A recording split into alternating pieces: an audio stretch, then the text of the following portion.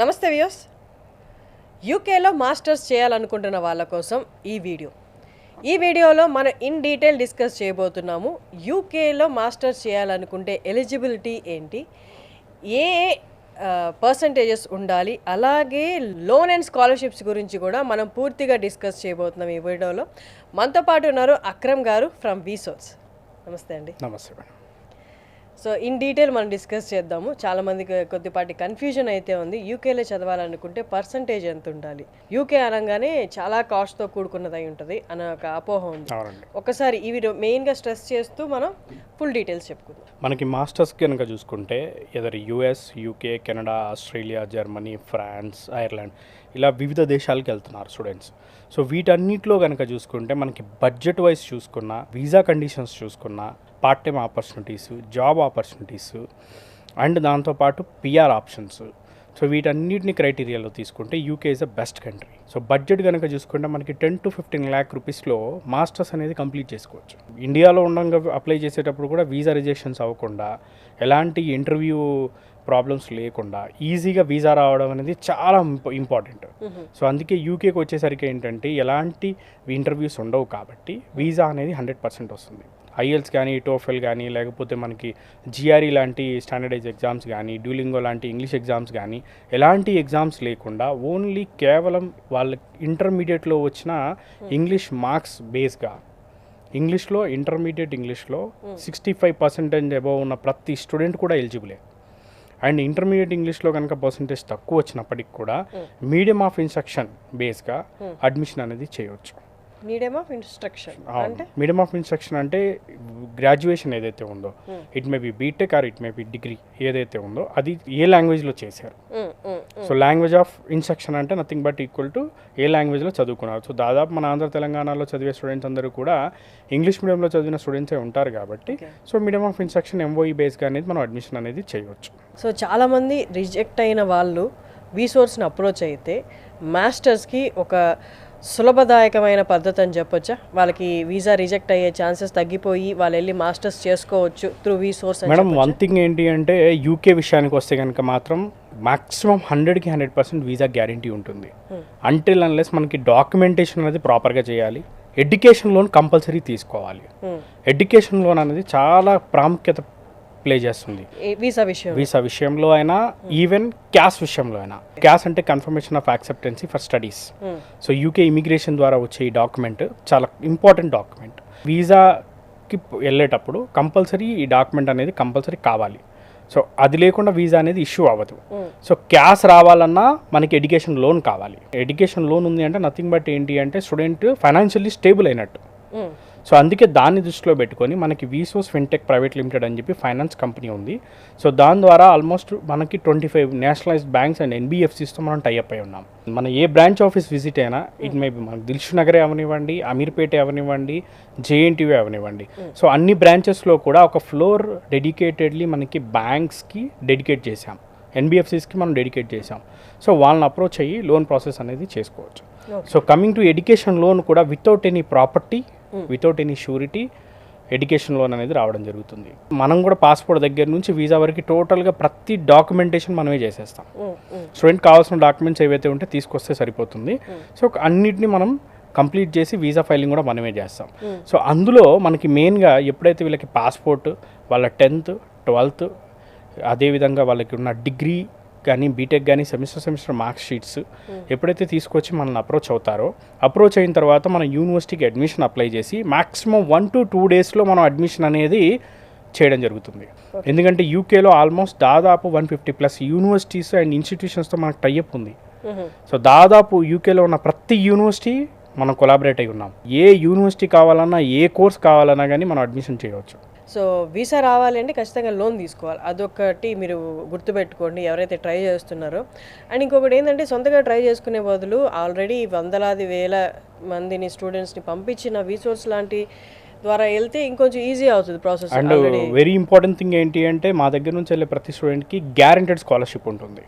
Okay. So maximum up to 6,000 pounds, అంటే up to 6 lakh rupees వరకు scholarship ఉంటుంది. 6 లక్షలు స్కాలర్షిప్ ద్వారా వచ్చేస్తుంది. అంటే డిపెండ్స్ అపాన్ యూనివర్సిటీ. Yeah. కొన్ని యూనివర్సిటీస్కి మనకి మాక్సిమం 15 lakhs అవుతుంది. సో అట్లాంటి యూనివర్సిటీస్కి ఒక 2,000 నుంచి 3,000 వరకు స్కాలర్షిప్ రావచ్చు. కొన్ని యూనివర్సిటీస్కి వచ్చేసరికి ఏంటంటే మనకి అరౌండ్ 20 lakhs అవుతుంది. సో అట్లాంటి కండిషన్లో ఒక 6 lakhs స్కాలర్షిప్ వస్తుంది, 5 lakhs స్కాలర్షిప్ వస్తుంది. డిపెండ్స్ అపాన్ యూనివర్సిటీ మీద డిపెండ్ చేస్తుంది. సో దాదాపు డెఫినెట్లీ గ్యారంటెడ్ స్కాలర్షిప్ 100% ప్రతి స్టూడెంట్కి మేము స్కాలర్షిప్ అప్లై చేయించి స్కాలర్షిప్ అనేది ప్రతి స్టూడెంట్కి మనం చేయించడం జరుగుతుంది. అంటే ఇప్పుడు ఇవన్నీ ప్రాసెస్ చేయడానికి కన్సల్టెన్సీ డబ్బులు తీసుకుంటుంది. మనం 0 ఛార్జ్ అండి యూకేకి. స్టూడెంట్ దగ్గర మనం ఛార్జెస్ తీసుకొని మళ్ళీ యూనివర్సిటీ దగ్గర కూడా మనం పేమెంట్ తీసుకున్నప్పుడు సో మనకి ఇద్దరి దగ్గర నుంచి తీసుకోవడం భావ్యం కాదనే ఉద్దేశంతో తీసుకుంటాం. ఇప్పుడు రైట్ నో ఒక స్టూడెంట్ బీటెక్ అయిన స్టూడెంట్స్ విత్ సర్టిఫికేట్స్ మీ దగ్గరికి వస్తే ఎన్ని రోజుల్లో అడ్మిషన్ ఇప్పించగలరు? అడ్మిషన్స్ ఓపెన్ ఉన్నాయా రైట్ నో యూకేలో? రైట్ నో ఇప్పుడు సెప్టెంబర్ ఇంటేక్ అడ్మిషన్స్ అవుతున్నాయి. డెడ్ లైన్ ఎప్పటి వరకు? డెడ్ లైన్ వచ్చేసరికి డిపెండ్స్ అపాన్ యూనివర్సిటీ. కొన్ని యూనివర్సిటీస్కి ఇట్ మేబీ 15 days, కొన్ని యూనివర్సిటీస్కి ఏంటంటే 1 monthలో క్లోజ్ అవుతాయి, కొన్ని యూనివర్సిటీస్కి అప్ టు మనకి ఆగస్ట్ ఎండింగ్ వరకు కూడా ఉంది. Depends upon university dead lines అనేవి ఉంటాయి. సో స్టూడెంట్కి మనకు డాక్యుమెంట్స్ అన్ని సబ్మిట్ చేసిన మాక్సిమం 24 to 48 hours అడ్మిషన్ అనేది రావడం జరుగుతుంది. 24 to 48 అంటే 2 రోజుల్లో 2-3 రోజుల్లో వాళ్ళు మొత్తం ప్రాసెస్ అయిపోతుంది. అవునా. అండ్ మోర్ ఎవర్ యూకేలో కనుక చూసుకుంటే మనకి కోర్స్ కూడా 2 years కోర్స్ సెలెక్ట్ చేసుకోవడం అనేది చాలా ఉత్తమం. చాలా మంది స్టూడెంట్స్కి ఐడియా లేక 1 year కోర్సెస్కి వెళ్తారు. 1 year కోర్సెస్కి వెళ్ళొచ్చు. ఇండియాలో ఒక 3 years 4 years ఎక్స్పీరియన్స్ ఉన్న వాళ్ళు 1 year కోర్సెస్కి వెళ్ళడం మంచిది. ఎవరైతే ఫ్రెషర్ స్టూడెంట్స్ ఉంటారో, జస్ట్ బీటెక్ కంప్లీట్ చేసిన వాళ్ళు, డిగ్రీలు కంప్లీట్ చేసిన స్టూడెంట్స్ అందరూ కూడా కంపల్సరీ వాళ్ళంతా కూడా సెలెక్ట్ చేసుకోవాల్సింది 2 years కోర్స్ సెలెక్ట్ చేసుకుంటే బెస్ట్. ఎందుకంటే 2 yearsలో 1 year కోర్స్ ఉంటుంది, 1 year ఇంటర్న్షిప్ ఉంటుంది. సో ఇంటర్న్షిప్ చేసుకోవడం వల్ల ఏంటంటే వాళ్ళకి యూకే ఒక ఎక్స్పీరియన్స్ వస్తుంది. ఆ ఇంటర్న్షిప్లో వాళ్ళకి శాలరీ కూడా వస్తుంది మంత్లీ. అండ్ మోర్ ఎవర్ యూకేలో ఉన్న ద బ్యూటిఫుల్ ఆప్షన్స్ ఏంటంటే పార్ట్ టైం కూడా అఫీషియల్గా 20 గంటలు చేయొచ్చు, అన్అఫీషియల్ కాదు, అఫీషియల్గా 20 గంటలు చేయొచ్చు. సో కాబట్టి in a week. So living expenses కూడా వాళ్ళే సొంతంగా సంపాదించుకోవచ్చు. సమ్మర్ బ్రేక్ కానీ వింటర్ బ్రేక్లో కానీ with the permission of university పర్మిషన్తో 40 hours per week అఫీషియల్గా జాబ్ చేసుకోవచ్చు ఫుల్ టైం లాగా.